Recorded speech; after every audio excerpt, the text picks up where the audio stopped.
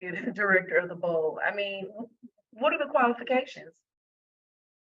That's a good question because I still don't know the answer to that. um, it wasn't really something that I was pursuing. I was um, chief executive for 100 Black Women of Atlanta, and we actually ran a game, the Atlanta Football Classic, that featured Florida A&M and Tennessee State. Okay.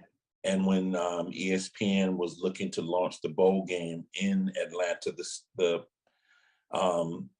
you know, they reached out to me through the commissioner at that time to have a meeting with them. Okay. And so the conversation sort of led to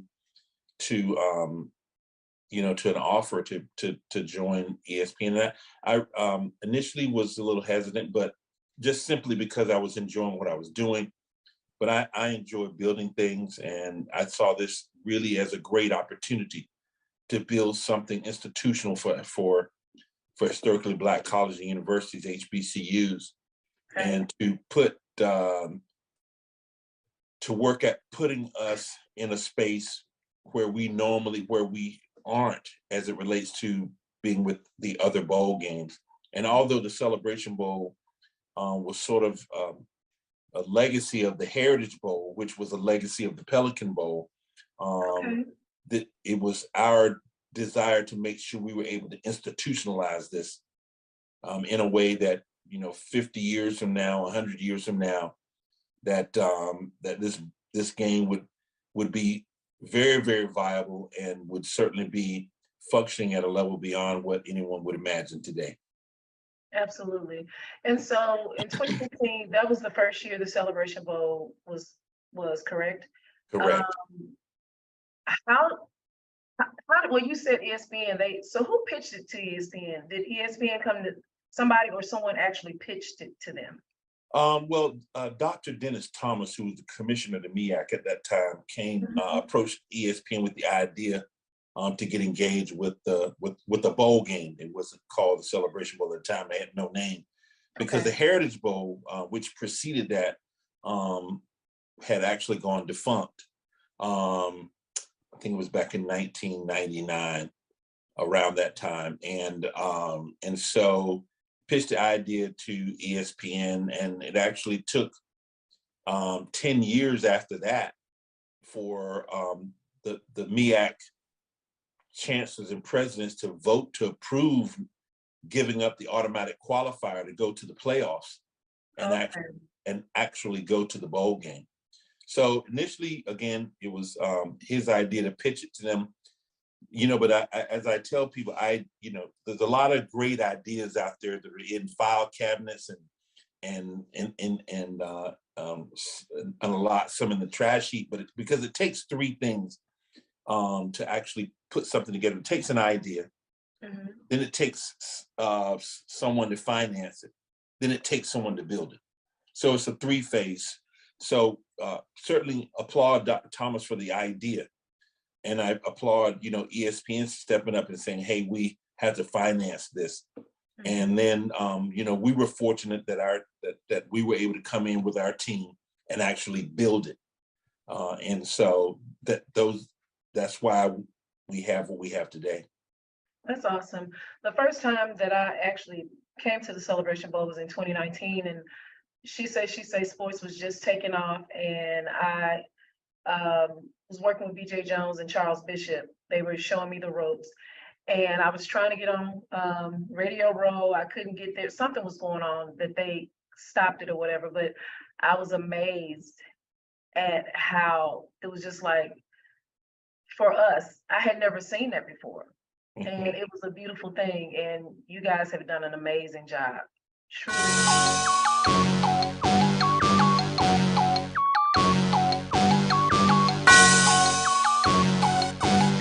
Yeah. I love my HBCU. And boy, I love it, love it. I love it, love it. I love my HBCU. And man, I hope my team they won one. Yeah. I hope my team they won one. Yeah. Man, I hope my team they won one. Yeah. I hope my team they won one. Yeah. I tune into the HBCU Sports Lab to see if my team won or lost. If they lost, I'm quiet as a mouse. But if they won, keep tab. I'ma do the dab, yeah. Dr. Cavil, he know what he be talking about. Mike and Charles, they know what they be talking about. They compress the analytic data with your hip hop. If you know them like I know them, they gon' tell you if your team, if they won or lost, and who the ball. So listen to Professor, yes sir, and pay attention, cause he gon' teach a lesson. Dr. Cavil's inside the HBCU Sports Lab. Yeah, we're gonna teach a lesson. As you see, I'm on the road. CSRI, the College Sports Research Institute. Charles is down here as a doctoral student. Charles, AD, Drew, Charles really shined today, man. He had a presentation, got up there. So Sound besides like the light on about. Yes, yes. So it wasn't a light on the head and a little oil on the head that made him shine. It was actually the knowledge coming out their head. Then. That's what the light bulb, the knowledge. I'm from the Charles F. Moore School of Business. What we do is present. And I'm also from Texas Southern University. So I got both of those good things rolling for me. So no problem whatsoever. and then of course, don't forget you from the HBCU Sports Lab. So that's where you got your training from. That's right. That's right. I'm supposed to shine in when you have days like today. That's when I'm supposed to come through. All right. Yep. So we'll get into it. Celebration Bowl, that's de-escalation of commitment theory from a governance perspective. Then we had one on the prime effect, and we looked at the different effects that were attributed to, in part, his movement at Jackson State. So that was interesting, and a lot of dialogue that came out of that great session. With that being said, welcome to episode 376. As this is Dr. Cavil's Inside the HBCU Sports Lab. Inside the HBCU Sports Lab radio show and podcast, the show that's covering the sporting HBCU dash for all things HBCU sports. From institutions large and small, from the NAIA to the NCAA, we share insights and information on the HBCU sports culture, HBCU athletic aesthetics, to facilitate the story of HBCU athletic programs and the business of HBCU sports. We call it just HBCU sports pedagogy for short. I'm your host, Dr. Kenyatta Cavil, along with my co-host, Mike Washington, Charles Bishop. Mike Washington is still out on assignment. He's text here and there, but I'm not sure quite where he is or what he's doing. But he said it's real important, so I'm going to let him make it. With that being said, we do have AD Drew in the building, always ready to come in as he has moved to assistant professor tenure track. Oh, man, big time. Have to get you to some of these conferences as well, Drew. We're filming from our home studios and sending a signal live to KCOH 1230 AM studios with the Texas Radio Hall of Famer, multi-Hall of Famer Ralph Cooper in the beautiful home of Texas Southern University from Houston, Texas. As I am on the road, actually, in Columbia, South Carolina. We were on the campus of University of South Carolina for CSRI, the College Sports Research Institute. Great sessions as we've been here since yesterday. We leave out tomorrow. We'll have an event that we'll get to after this to check out some things and kind of close out stuff. But people were impressed in terms of what we brought to the table. We take special important notice of doing research on HBCUs from different perspectives. So people seem to always be interested in what we bring to the table. And as I said, Charles shine. With that being said, Charles, how are you doing today? Doing well, Dr. Bill. Like you said, here at the College Sports Research Institute here in Columbia, South Carolina, it's been a tremendous experience in terms of the networking with a lot of the bright minds in the sports management field. We got a sneak preview of the upcoming movie Air, detailing, how the courting, if you will, of Michael Jordan to Nike. So I thought that was tremendous, and just fellowshipping, like I said, with a lot of tremendous bright minds within these emerging storylines around sports management around the country. Great point. I'm glad that you spoke about the, as we got a sneak peek, if you would, about Air.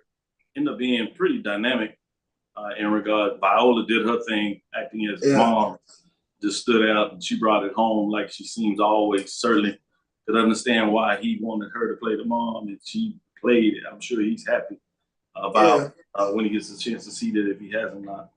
And it's a great story on Sonny Vaccaro. The last time I was here at CSRI, Sonny Vaccaro spoke. So just getting that background information in terms of all that he's done for athletes' rights, and especially in regards to just retelling that story of how Michael Jordan came to Nike and how they literally changed the game. That was tremendous to look at and see. You're right. Great. Another great point as you put in there. And a lot of this conference speaks to athletes' rights. So I think it's appropriate to ask Drew how he's doing. And then we'll let him get into some of his news today with the new news about transfer policy for NCAA that we kind of did coming into the show. And Charles like, that sucks. He's already been brainwashed. We got it. Drew, how you doing today? Doing fine, my brother. Just doing fine. I see you got your Rattler shirt saying, usually you come in here, you got your BCSN, or you might, have sports rap gear on. But I see you represent a little bit. Yeah. Obviously, last week lost a colleague of ours, Kofi Hemingway, and ever since then, I've been wearing Rattler gear.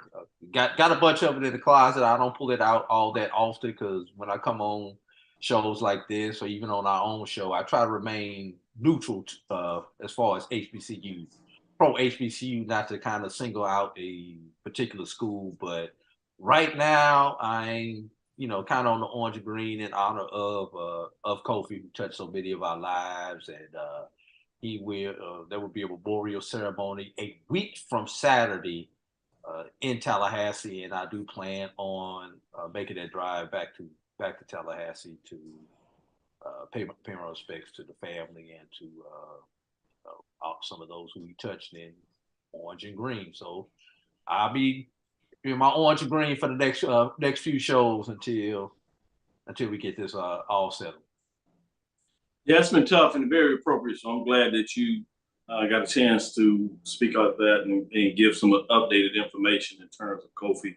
We had our moment of silence and had a chance to share some news with him. But and please go back and watch yesterday. I'm sorry, Doc. Please go back and watch yesterday's ONG Strike Zone show. It was powerful. It was tremendous. I'm just happy that I had to produce this show. I when it came up, it was like, all right, I'm going to produce this show. I'm not going to let anybody else produce this show on that particular day. Kelvin, Brian, and Marcus did a tremendous job. We had about 7 guests. Off script came on. Scotty off script. Willie Simmons came on. I mean, just a vast amount of people who he has touched throughout not only his HBCU life, but his personal life came on the show and did it. And if you go watch you got to go to the last 25 minutes for the tribute. We didn't close the show out like we normally do with the outro. The last 25 minutes was nothing but a Kofi tribute. And if you don't do anything else, you don't have time to watch the full 2.5 hours. Take time to watch the last 25 minutes. Appreciate that. I was saying in terms of the tribute, unfortunately, we've lost a couple of folks in regards to Kofi. Others, we just also had the moment of silence for Grambling great. We had a Prairie View great that we lost over the week. And so, Charles, I know you wanted to add some thoughts on that. You weren't on the previous show when we talked about those greats. You did get a chance on Tuesday to talk about Grambling. Yeah, like you mentioned, we lost Willis Reed, but we lost another legend in Otis Taylor. And I can't thank Ralph Cooper enough for promoting Otis Taylor. I mean, Otis Taylor is an individual who was way ahead of his time in terms of being one of the most dominant receivers in the NFL. And through listening to Ralph, through my own watching of NFL films, but listening to Ralph talk about Otis Taylor, especially in terms of his dominance at Worthing High School in Houston, his dominance at Prairie View, and then the numerous stories in terms of how he got to the Kansas City Chiefs. He's almost made Otis Taylor this mythical figure. So it is it is a tremendous loss when you talk about one of these greats, especially one of these greats that played in the late 50s and in the 60s and was part of this Kansas City Chiefs Super Bowl championship that, I just have tremendous admiration for the game that was Otis Taylor. Thank you for that. Back to you, Drew. NCAA, I know they came out with the transfer. Let me know your thoughts on some of the things that stuck out to you that I think the listeners want to hear more about, even though we started that a little bit pre-show. Yeah. If you haven't been paying attention, NCAA has come out with new legislation on the transfer portal and the usage of the transfer portal. Now, you still i.e. get your one freebie.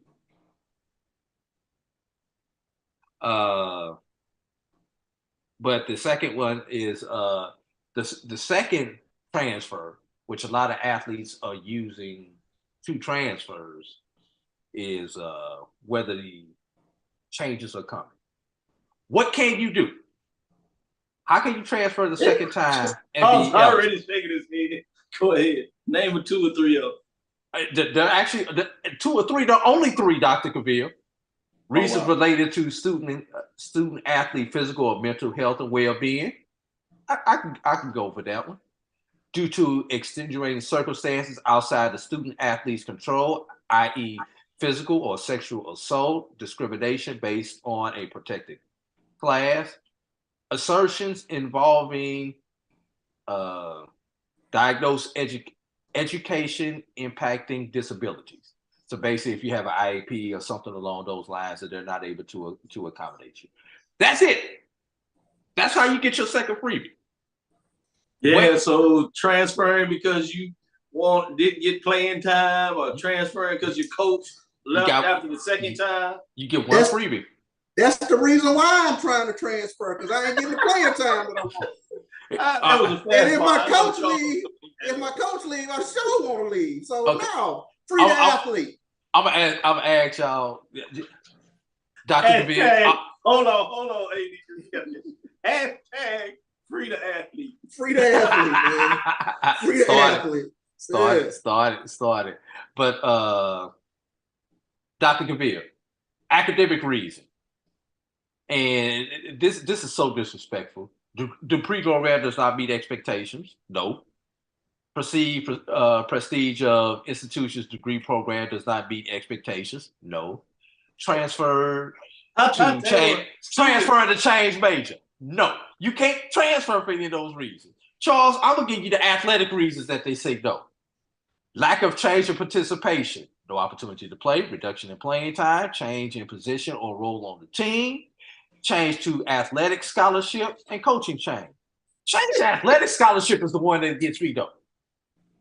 Exactly. I can reduce change my scholarship. But I feel like now I can't leave. I.e. cut my money and I can't go. Are you crazy? See? You crazy? See, they done overcorrected now. See, of those, that's the one you got to at least put that one back in. If they cut my money, freebie. That's like taking a pay cut at work and then telling me you can't turn in your 2-week notice. Okay. Notice this. I ain't gonna be here. I'm gonna find me somebody else that's gonna pay me my work. And see what gets me, we get into these tired tropes of these kids, they don't want to work hard, yada, yada, yada, yada. But at the first chance a coach gets, if he gets an opportunity, he can go. So, I mean, free athlete, allow the athlete to be able to go where he wants to go, to get the playing time or whatever the case might be, or whatever the reason is, allow him to leave, re-recruit. And if you lose 2 coaches within your 4 to 5 years on that particular campus, that's something else going on your campus besides W's and L's. There's a culture thing that's going on your campus if you're turning over coaches that often. And I'll say that. Yeah, great point. Charles, let me go to you. Any news HBCU wise that you want to get out there? Or anything that stood out with you in terms of CSRI, either direction you want to go? Oh, no doubt. Let's take a look at some swag news, and we'll take out a little bit off the beaten path. We'll take a look at bowling. Southwestern Athletic Conference is slated to host the 2023 SWAC Women's Bowling Tournament March 24th through the 26th, which is this weekend at the International Bowling Training and Research Center located in Arlington, Texas. 3-day event features the league's top 6 teams at the conclusion of regular season play. So the top seeds, 2023 regular season champion, of course, was the Southern Jaguars at a 20-8 record. But Alabama State claimed the number 2 seed, while Prairie View claimed the number 3 seed. Texas Southern is the number 4 seed. And FAMU and Jackson State rounded out. They claimed the final 2 tournament bids and will enter the tournament as the number 5 and 6 seeds, respectively. So, in terms of bowling, a lot of us are bowlers in our spare time. So the bowling championship is this weekend in Arlington, Texas. Charles golf, he bowled. Man, what you doing? Hey, I gotta get fishing. I gotta get fishing in there. I got professional man of leisure. That's what I'm attempting for. Let me go back to you, Drew. Any last news, HBCU news you want to get out there? That's piquing your interest right now. So we went from Nope. Come on, him. as I would like to call it. Exactly. Doc.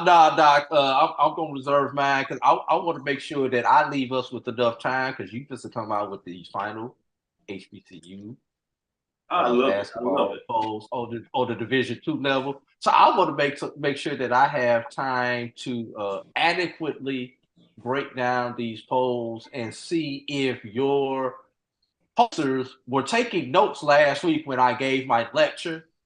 And if not, Doc, I need you to grade them accordingly when they put this poll up. See if they was taking good notes when I was talking last week. I love it. With that being said, we're going to get into our first break. We'll come back on the other side.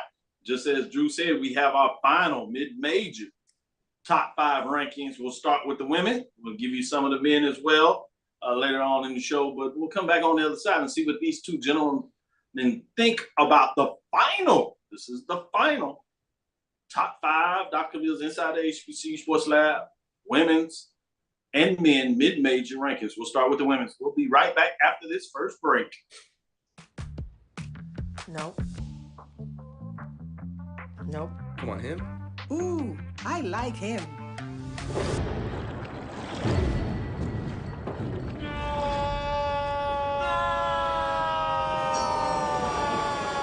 Quick, the quicker picker-upper. Bounty picks up messes quicker, and each sheet is 2 times more absorbent, so you can use less. He's an 8. He's a 9. Bounty, the quicker picker-upper. Now, you can't live in Texas and not have a good red meat blend. Texas Cowboy Dust is designed for steak and other red meats. It's out to be my most popular spice blend, made with onions, peppers, ground mushrooms, pink salt, and other spices. Texas Cowboy Dust also goes great with chicken, pork, vegetables, and adds a restaurant quality sheen to gravies and sauces.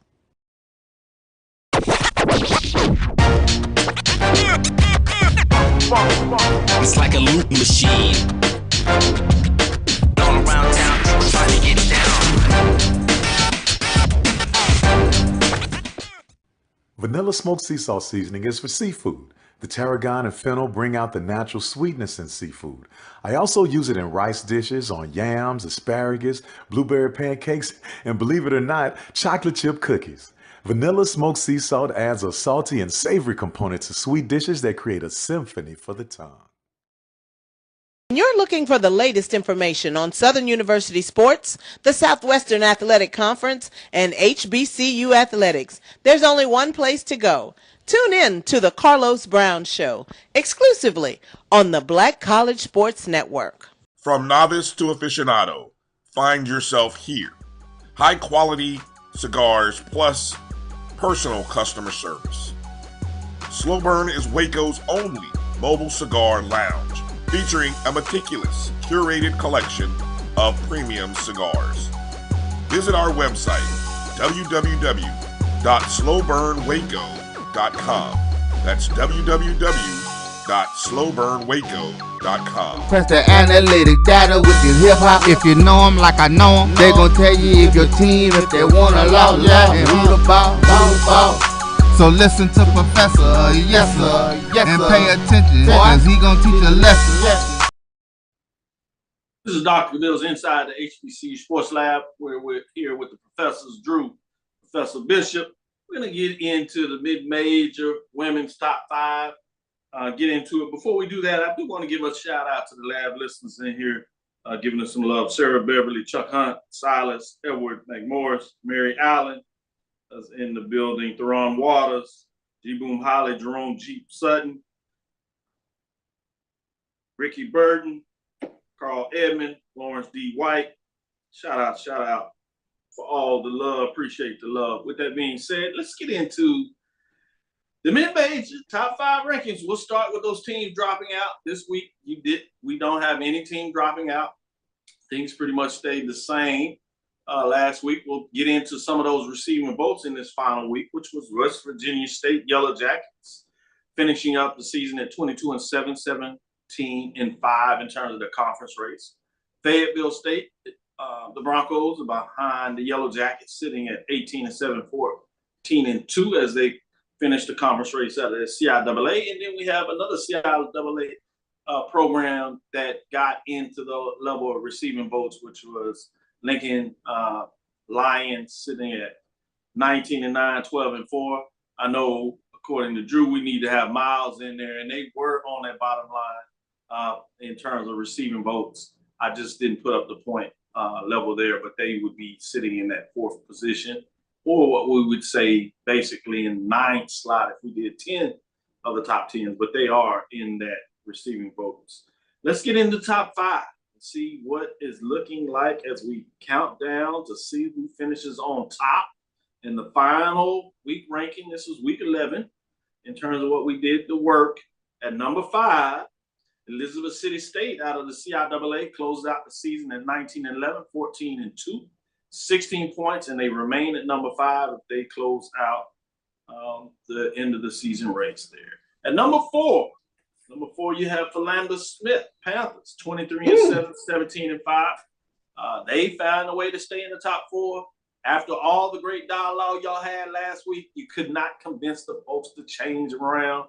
A little different in the total points there, but not enough to knock them out. Not even the top 5. They actually hold the 4th spot. It'll be interesting to see y'all final thoughts on that. At number 3, as we continue to move up, Florida Memorial Lions, 24-6, 15-1, 46-3. They remain at their 3 spot. It looks like things are just chugging away and staying like they were. No real changes here thus far. At number 2, we have none other than the Russ Bearcats, sitting at 21-6, 12-2, 48 points. Close out the season at number 2. Fantastic year for the Bearcats, getting it done for women's basketball at NIA level. And you see a gluttony of the NIA programs in the poll rankings. So a great season for NIA programs in general. Gulf Coast Athletic Conference is represented well when you look at the top 5 at this point. But with all that being said, who is at number 1? Who is the queen at the top, since we're talking about the women at the top of that hill? Tuskegee Golden Tigers close it out 26-4, 19-0. They had that great season, all 6 first place votes. They remained at the top for the last part of the season and would not let it go. 60 points, number 1 poll rankings. That's what we have this week.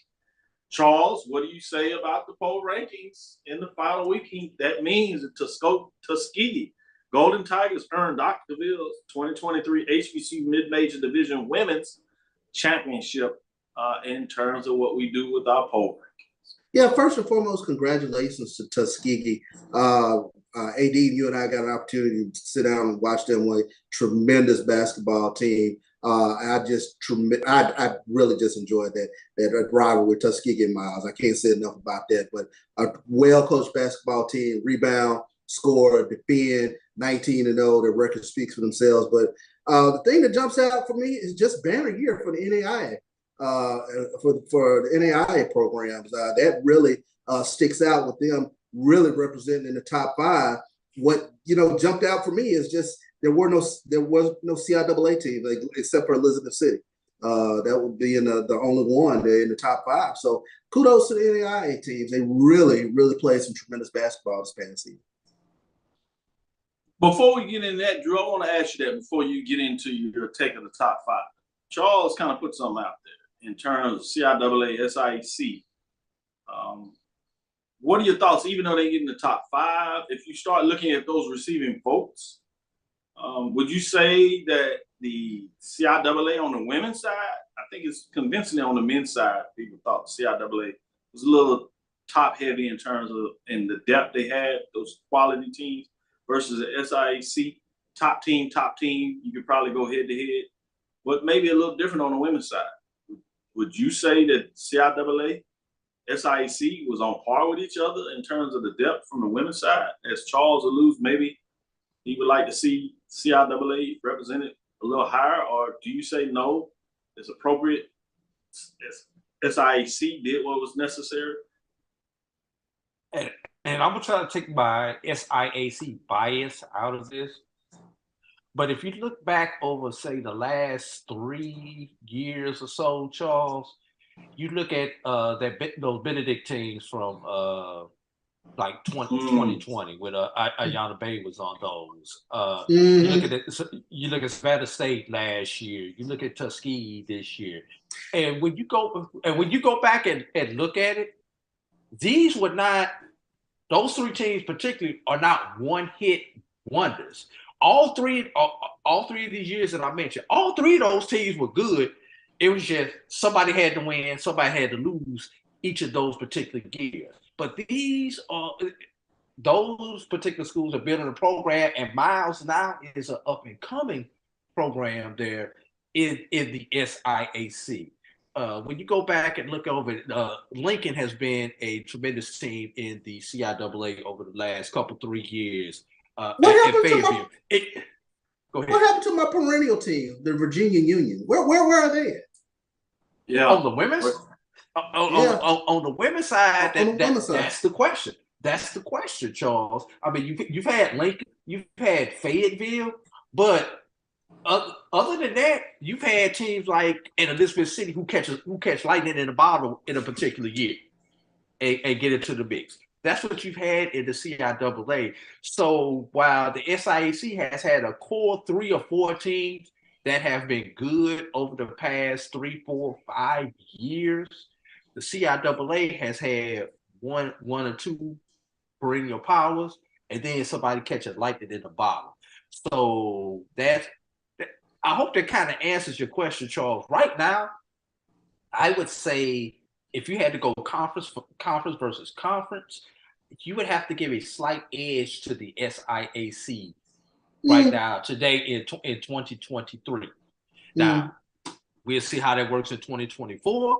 But I would say for the last 3 years, you would definitely have to favor the SIAC. Yeah. And you make this clear because you know Stephen Gates is gonna come back in the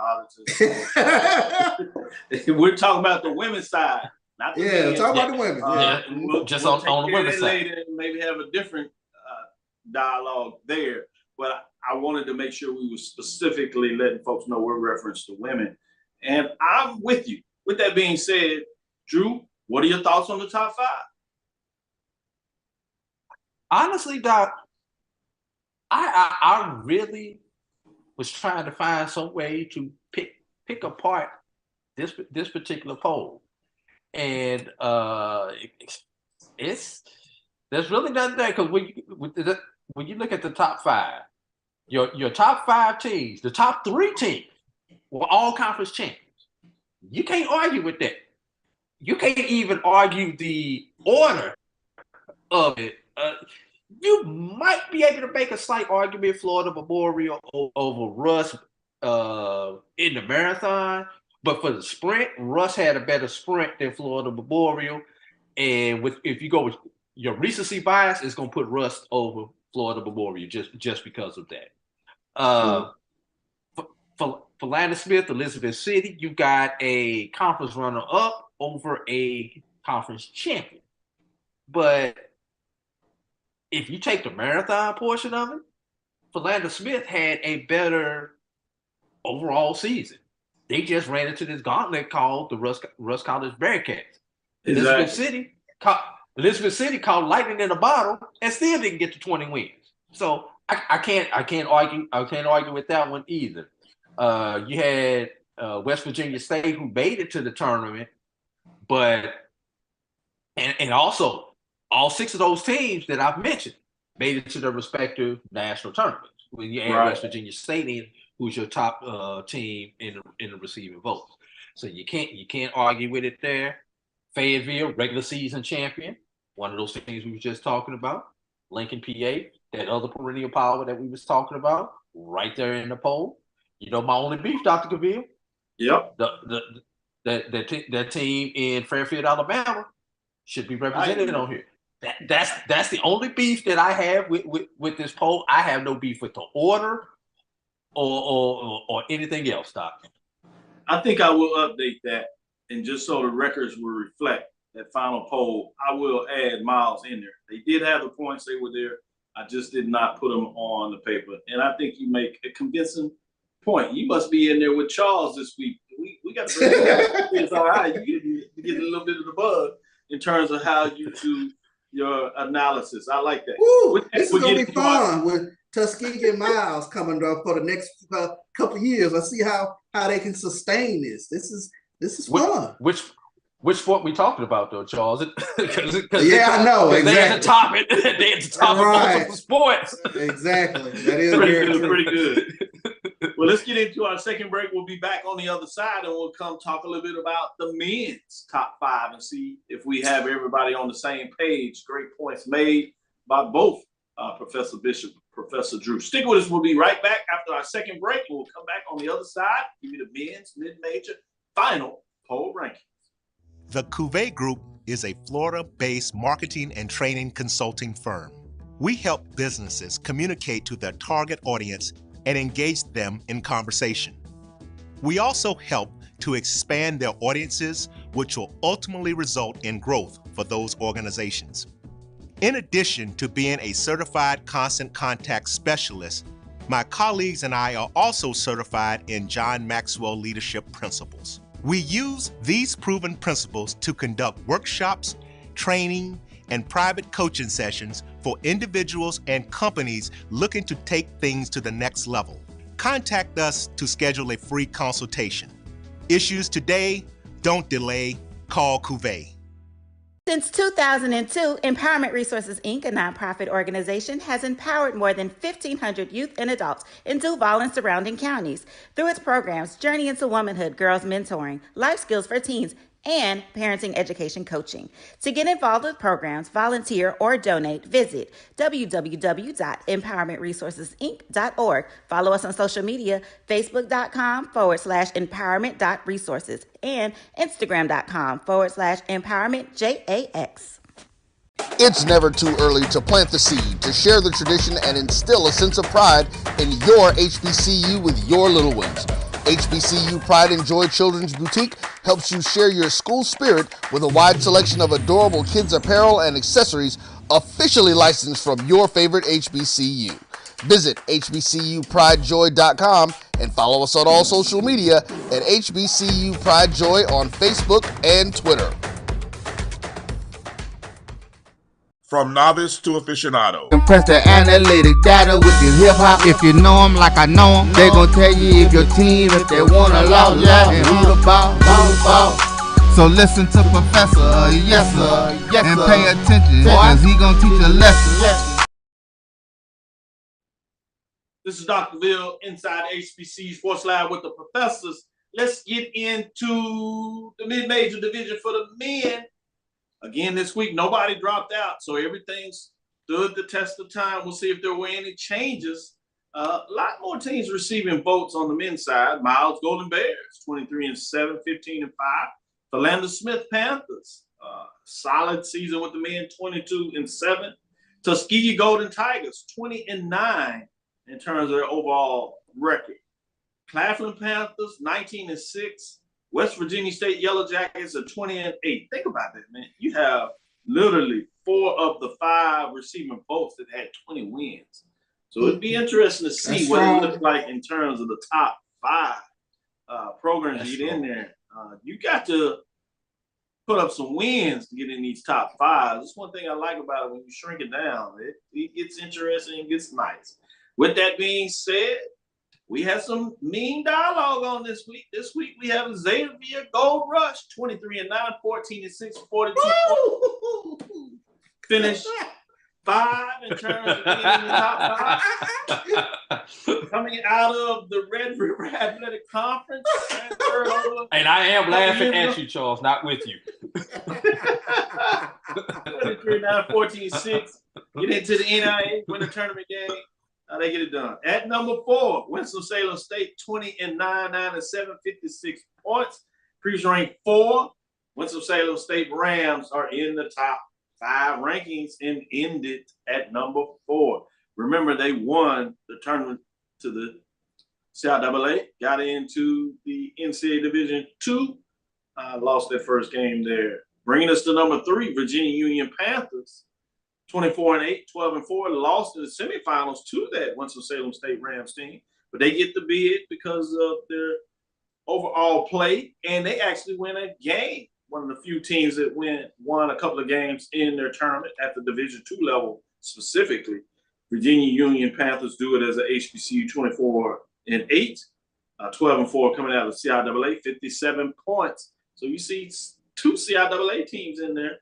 Getting us to number 2, Langston Lions, 31-3, 20-2, 3 first place votes, 76, 2 first place votes. This is one I'm gonna toot my horn a little bit. We've had Langston number 2 sitting in that spot for a while. A lot of folks felt that Langston was really should have been maybe number 1 the last couple of weeks. As it would be said, if you're going to use the tournament as the measuring stick, we know it's different matchups and things of that. 30 wins plus speaks enough for Langston, particularly when you talk about the turnaround. Nothing to shake the head about. A couple of weeks ago, Coach got on the show with Brian and AD, did a great job in terms of the interview there. We had Smothers on, and we'll talk about that. Struthers, I should say, in terms of Coach. So between our shows, we got a chance to make sure that these NIA programs, Division II programs and coaches get some shine. So I wanted to shout you out for that, AD, Drew, and Brian. Charles, for always getting the work, reaching out to coaches, getting it done. That's important. But with all that being said, Langston Lions had 3 first-place votes. A little closer than people expected, but we told everybody for a long time, keep your eyes on the Tougaloo Bulldogs. They went the furthest in the NIA tournament. They actually make it to the final 8. Langston, really good. They went to the 16. We told you that Xavier even got a round in the tournament, but Tougaloo gets it done. The daily double, winning the regular season in GCAC, winning the tournament, GCAC, tough matchup with Philander Smith, get it done. 32 wins, 2 losses, 14-0 in conference play, 5 first place votes, 79 points. Your Dr. Cavil HBCU Mid-Major Division I Men's 2023 champions are none other than Tougaloo Bulldogs. I'm going to start with you, Professor Drew. What are your thoughts in terms of the top 5 on the men's side? Hey, 1 and 2, I mean, you really can't argue with one and 2. 32 wins, 31 wins. I mean, yeah, damn. You know, and then the team that won 31 went a plus 30. I mean, I don't think that could ever be duplicated. You going a plus 30 in a basketball season when it comes on a win. Yeah, you talking about difference in 60 wins from 30 losses to 30 wins. That's ridiculous. That's a plus 30. It's hard to do that in baseball, Dr. Cavil, where you have more games, let alone in basketball. Down 3 through, we'll just say 3 through 8 when you throw in the receiving votes. I like it. Let's get into it. Every one of those teams has an argument on why they should be high. Virginia Union, regular season champions, faded in the semifinals. Winston-Salem won the sprint. It was okay during the marathon though, but once again, you had a team that caught lightning in the bottle. Virginia Union's argument, hey, we won the game in the tournament. All right, I could justify that over the conference champion because they did a little better in the national tournament. So now does Xavier deserve to be over Winston-Salem? Well, Xavier had a decent marathon, and they won their conference tournament also. Splitting hairs once again. Splitting hairs right there. So we're gonna hold on that one right now. Let's go to 6 through 8. Miles finished tied for their division championship, won the conference championship, but went 0-2. If Miles is number 6, went 0-2 against the team that's in the number 8 spot. And then laid the egg in the national in the national tournament. And you got Philander Smith sitting in the number 7 spot, who lost the conference championship to your number 1 team in your poll, Dr. Cavil.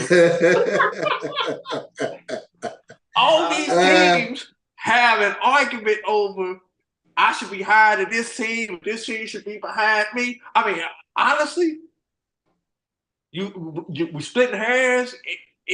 It's fine how it is, but when you give them that paper back, this is going to be when they come to office hours next week. These are going to be the arguments over why their grades should be improved, Dr. Cavil. I just wanted to warn you on some of those. 9 and 10, Claflin, Virginia State.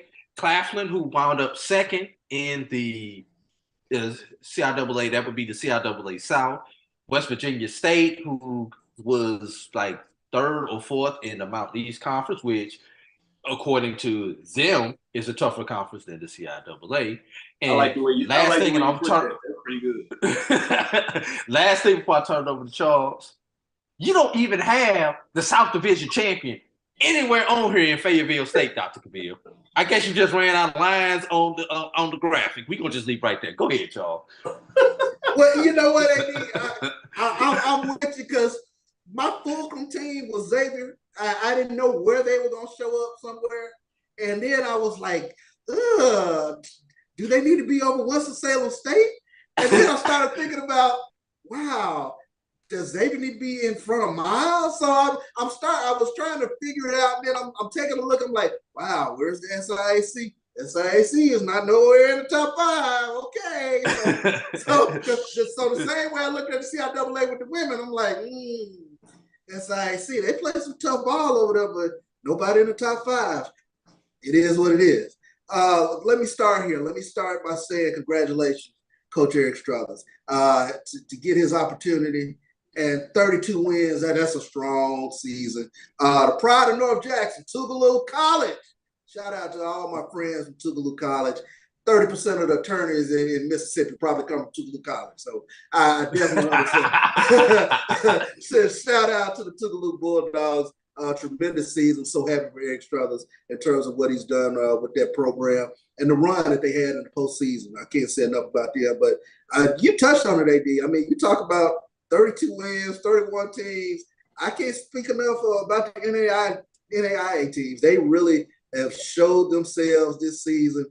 3 out of Dr. Bill's top 5 from NAIA. So kudos to the NAIA programs. Hey, quick question, Sean. Quick question. Isn't this, correct me if I'm wrong, isn't this Struthers' first year as head at Tougaloo? I believe this is his. Maybe it's his first or second year. Maybe it's the second year. Yeah. Mm-hmm. I can't remember when Billups retired. That's why. Yeah, I'm struggling. I can't remember right now when Coach Billups retired, but to replace a legend like Thomas Billups and to take this program even to the next step, that says a lot. It says a lot. No doubt about it. Great question. Great point. Usually I don't get into this, but I like what Edwin D. Moore said here. Grades are final. See you next semester.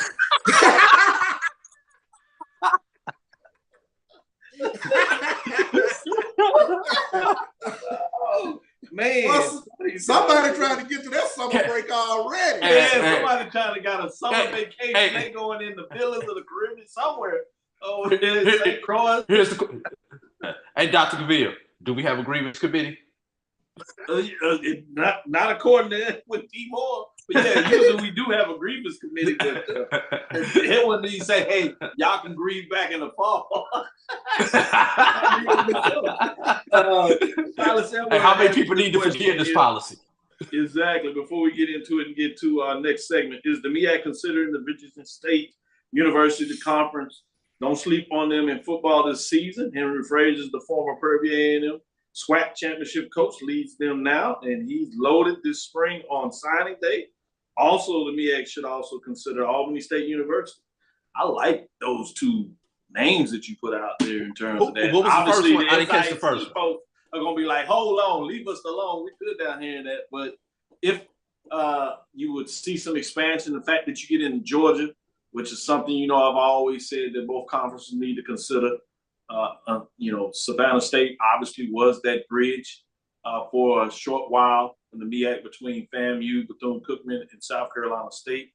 Obviously, they went back to the SIAC to be able to sneak back in there and get Georgia, Virginia State, obviously strong in a lot of ways. I know they are considering several of these Division II HBCUs, and they're doing some unique things that I can't talk about right now in regards to how they're going to push forward. I don't see this in any recent news or anything that's coming shortly, but I know also Virginia State is comfortable in terms of what they're doing at the CIAA. It would take a lot to really make them move. And uniquely, shout out to Virginia State as they become first HBCU at any level to have both men's and women's lacrosse programs. And they're going to be getting in some soccer. So they're doing some good things. It'll be interesting. Strong president. So I can see why the interest is there. Certainly could see Virginia State making that move if they could decide that that's something they wanted to do. But I hadn't heard anything. Both schools have enrollment. Exactly. That's enrollment. Both of them over 6,000. Which is an important component. I'm glad you brought that up. You're exactly right. One of the things I always think about is in that enrollment number, but I hadn't heard anything imminent, particularly coming from the Virginia State side, that's something that they're looking at in the near future. I'll put it that way. With that being said, let's close out on this segment. Dr. Bill's inside the HBCU Sports Lab. We'll see you on the other side. We'll get a little ping of the bat, baseball. We'll talk about a couple of teams, Division II level, maybe one or two at the NIA level. And then we'll talk about some of these key SWAC matchups this weekend in regards to what that looks like. Talking to Drew, he'll tell you only really two teams you need to look at the SIC right now. We'll talk about those programs, and one of them happened to be one of the teams we just said. So we'll see what that looks like. Maybe it's both of the teams we just said in various ways. On the other side, Stickers will be right back after this break. From novice to aficionado, find yourself here. High quality cigars plus personal customer service. Slow Burn is Waco's only mobile cigar lounge, featuring a meticulous, curated collection of premium cigars. Visit our website, www.slowburnwaco.com. That's www.slowburnwaco.com. Are you hungry for authentic Caribbean food? Like jerk chicken, oxtail, red snapper, shrimp, tofu, and rasta pasta? Well, find your way over to Mango's Caribbean Restaurant, 180 Auburn Avenue, right next to Royal Peacock in downtown Atlanta. Them belly full, but we hungry. Mango's Caribbean Restaurant, open daily from 11 a.m. to 10 p.m. And on Friday and Saturday, we're open till 4 a.m. Come to Mango's and put some spice in your life. So we've got a good thing going. Mango's Caribbean Restaurant, 180 Auburn Avenue, right next to Royal Peacock in downtown Atlanta. For more info or directions, call 404-698-3992 or log on to mangoscaribbeanrestaurant.com. For instant coupons, text MANGOS to 313131. Tell your mama hungry, papa hungry, brother hungry. Mango's Caribbean Restaurant, authentic Caribbean cuisines. Open up the door, tell your mama hungry. The human voice has always connected audiences with experiences. Major brands all across America have trusted Kever's voice time and time again. Conversational, powerhouse, intelligent, and sincere. That's the voice you need for your creative marketing process. KEAVERSVOICE.com. Kever's Voice, Kever's Voice, keversvoice.com. Always on, all the time. Press the analytic data with your hip hop. If you know them like I know them, they gon' tell you if your team, if they wanna loud, and who the ball. So listen to Professor, yes sir, and pay attention, cause he gon' teach a lesson. This is Dr. Cavil with Inside the HBCU Sports Lab. Let's get into the little ping of the baseball. We'll give you some softball updates, some big things going on that side of it as well, but let's go into some mid-major, if you would, baseball. According to Black College Nines, as of 3/19/23, top 3 programs. I'll give you those top 3. Well, let me give you top 5. I want to give a little love to Virginia State, one of the lone programs in that part of the country that is playing baseball. So kudos to them, and they're actually playing some pretty good baseball right now. They sit in the 5 spot, Black College Nine. All of us voting at poll rankings. At number 4 is Florida Memorial University. We talked a little bit about them in terms of basketball coaching search are going up. Number 3, Talladega College is in the baseball business right now. At number 2, we get into the Division II side of it with Savannah State University and Albany State, who will be duking it out not only for the top of the poll rankings, but it looks like they'll be fighting it for not just the SIC, but particularly the east side of the SIC. What you think about, but obviously for baseball and the SIC, they just do one division, one conference ranking, I should say. So it'll be interesting to see what that looks like as they go down the stretch fighting things out. So let me ask AD Drew, what are your thoughts a little bit about particular Albany State, Savannah State baseball? Let's see. Albany State, conference ranking. Number 2 in hitting. Number 1 in pitching. Number 1 in fielding. And you wonder why they're the number 1. Pretty good mix. And when you talk about hitting, they're number 2 in hitting. And I had it pulled up. I believe it might be Savannah who might be leading the conference in hitting at 341, and Miles is right behind them at 339. So it's not like there's a big gap between number 1 and number 2 as far as hitting goes. But when you talk about their team ERAs, check that. That's Benedict who's leading the conference in hitting at 341, and Albany State at 339. When you talk about their team ERA, Dr. Cavil, they have a 2.81 ERA. Number two in the conference, who is also number 2 in their poll, is at 4.4. So you're talking about almost two runs, a run and a half difference for the number 2 hitting team. Some of those arms in the sweat. Yeah. And then they have a 9.6. And they got a 9.62 fielding percentage, Dr. Cavil. I mean, no wonder they're dominating, and they're not playing an all SIAC HBCU schedule. They are playing all different levels of competition. So they're getting a good mix with the non-conference schedule. Virginia State, they kind of and I don't want to disrespect Virginia State, but Virginia State's schedule might be a little fool's gold. And as I said that when they played another HBCU, Savannah State took 2 out of 3 against Virginia State earlier this year, back in February. And I remember that kind of start things off. Yeah, they've got a couple of the HBCU. They swept Claflin. Claflin is not really in the baseball business right now. They've got Lincoln, PA coming up this weekend, and then they've got 2 series against Bluefield coming up. I'm just highlighting the HBCU games on Virginia State's schedule, so they will get their good mix of HBCU. And it's tough for Virginia State just being a Division II independent. It's just out there. At least Claflin is in a conference. Lincoln is in a conference.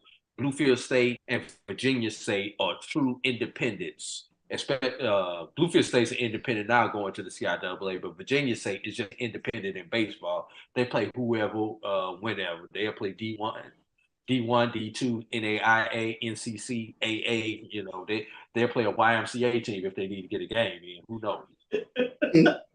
Hey, Drew, let me ask you this question. Just your thoughts on that breakdown in terms of mid-major baseball programs. I do want to show some love for the Gulf Coast Athletic Conference with their now having baseball as a conference sport. Shout out to Xavier, obviously not in the Gulf Coast, but they also brought out baseball a couple years ago. Programs are not doing as well in terms of the program, but I still want to give them some love. They'll get a chance to turn around. These are some first, second-year programs. Oakwood is obviously 0-9. Tougaloo sitting at 3-20. Philander Smith at 5-12. Dillard at 6-22 to just brought baseball along with Oakwood. Rush College 7-12, bringing back baseball. Wiley College sitting at 11-11. Kudos for those programs for getting in there and getting baseball. Continue to build those programs. But the question I wanted to ask for you is CIAA, if we can speak this in there before we get into some of these key SWAC matchups at Division I level for Charles, is what would be your thoughts in terms of, we saw baseball programs, MEAC teams, if you would, schools, all other sports, but they took their baseball programs as an affiliate member, if you would, in the NEC. What were your thoughts about having these four, basically what will be CIAA baseball programs, having affiliate membership in the SIAC over some period of time in some divisional matchup, even if you had to go to pods?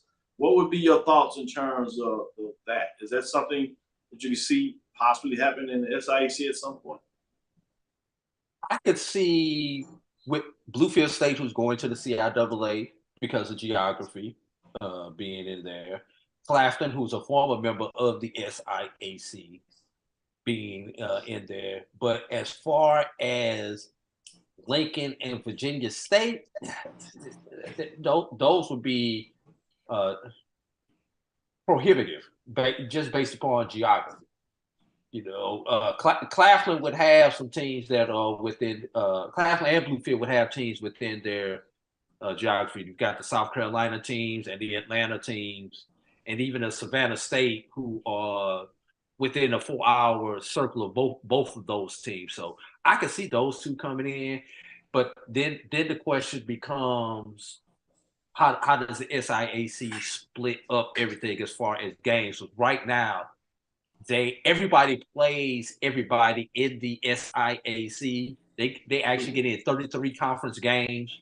Everybody playing each other once in a 3-game series.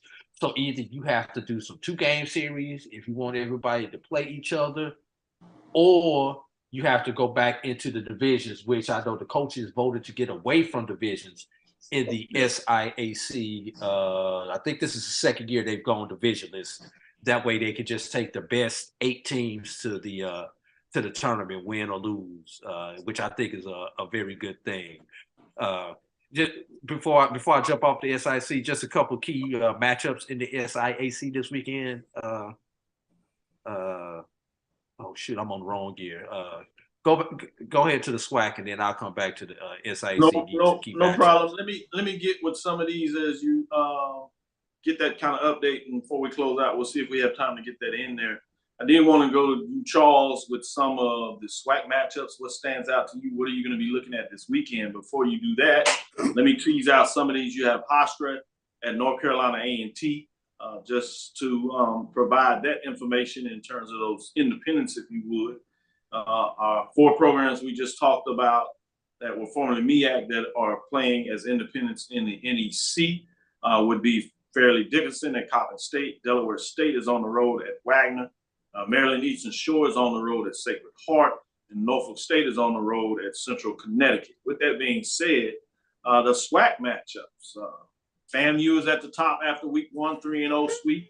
Prairie View's at the top with another 3-0 sweep. Then it gets interesting with some of those games in the middle, or teams in the middle. But as they start to give up, when you talk about Black College Nines, your top programs in the poll rankings this week, top 5 programs: Bethune-Cookman at 5.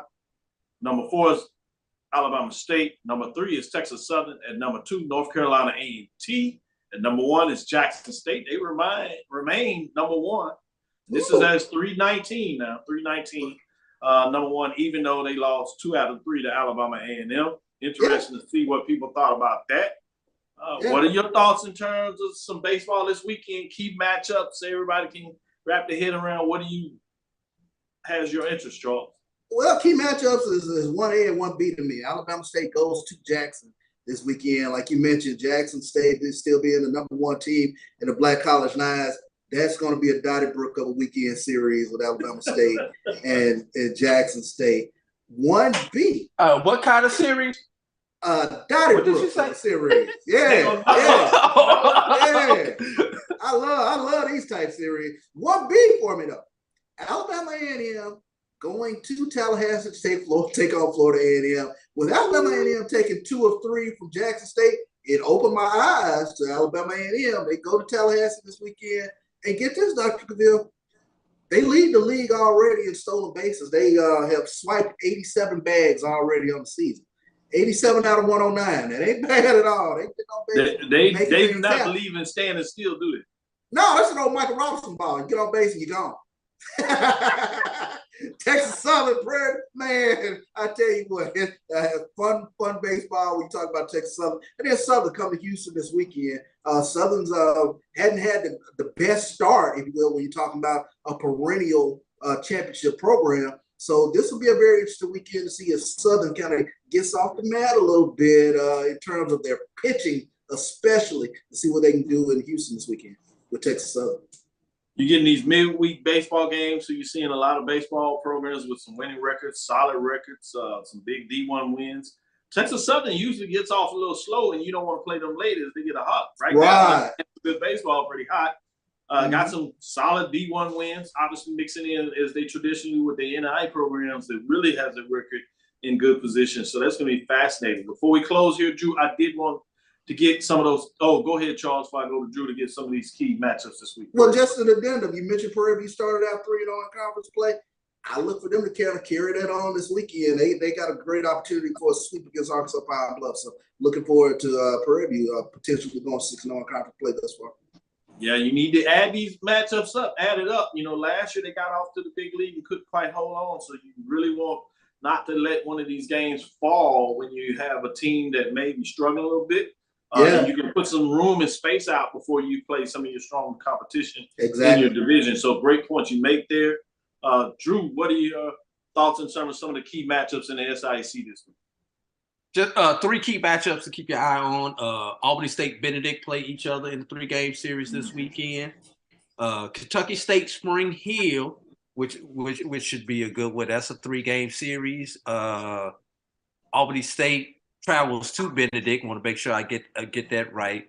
Kentucky State travels to Spring Hill, and probably the best one of the 3 is probably going to be Edward Waters traveling to Savannah State. Those are 3 key matchups to keep an eye on. The one thing about these matchups, check the schedules, because you have to see which one of these are double headers versus doubleheader and a single versus an actual 2-3-game series. SIAC kind of does it both ways. Because of pitching, that's going to determine who wins these series 9 times out of 10, whether it's a 2-3 game or a double in a. And let's take a look at the weather this weekend. It's supposed to be a little wet around the south in some parts this weekend. So we'll see if everybody can get their 3-game weekend series in. Good stuff. Good stuff. Great baseball talk, man. Coming out of the World Championship Baseball Classic, getting into some Major League Baseball opening day, man. Y'all not prepared with y'all baseball knowledge. I have to give y'all talk about Shohei and Trout. A minus, baby. Can't let y'all get too big in the head. Let me change that from an A to A minus. Give y'all something to work on the next couple of weeks. Good stuff on the serious side. Appreciate y'all. That'll do it for us. Thank you for listening to Inside the HBCU Sports Lab. Make sure you share our podcast with your friends and colleagues. I am Dr. Kenyatta Cavil, the Dean of HBCU Sports, coming from inside the lab in the College of HBCU Sports with Mike Washington, Charles Bishop, as AD Drew jumps in here and gave us some love. Again, we want to thank you for listening to Inside the HBCU Sports Lab with Mike Washington, Charles Bishop, every Tuesday and Thursday, 6 o'clock Standard Time. Black College Sports Network is streaming the Morehouse Relay Saturday, so we want to make sure we get that news out here. BCSN is streaming the Morehouse Relay, so make sure you tune BCSN this weekend to get your track game up, as it is time for some track as well. Those times Prairie relays. up. You had the TSU release this past weekend. It was cold out there, but warm weather this weekend, and you can go down there to 90. Prairie View relays as well, Charles. Thanks for making sure we got that in. Great point. Follow me, Dr. Kenyatta Cavil, on Twitter, Facebook, and Instagram. That's DrKenyattaCavil. That's DrKenyattaCavil.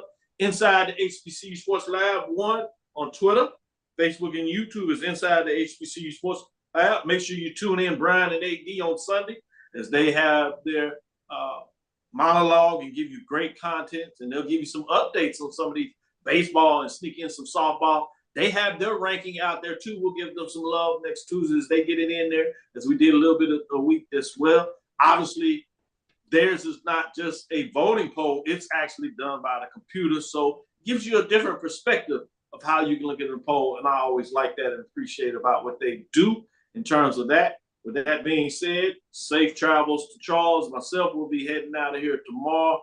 We'll give you some updates. Want to again say kudos seriously to Professor Bishop Charles Bishop, doctoral student, came down, showed out for Texas Southern University, Jackson State, obviously representing Texas Southern University in the doctoral program. In the presentation he did, he had a lot of accolades, a lot of appreciation in terms of what he brought to the table. So I'd be remiss if I didn't give him the appropriate love that he deserved for doing that. Dream big, move forward. We will talk with you soon. No problem, Charles. We'll talk with you soon, Charles. Of course. Drew. Lecture.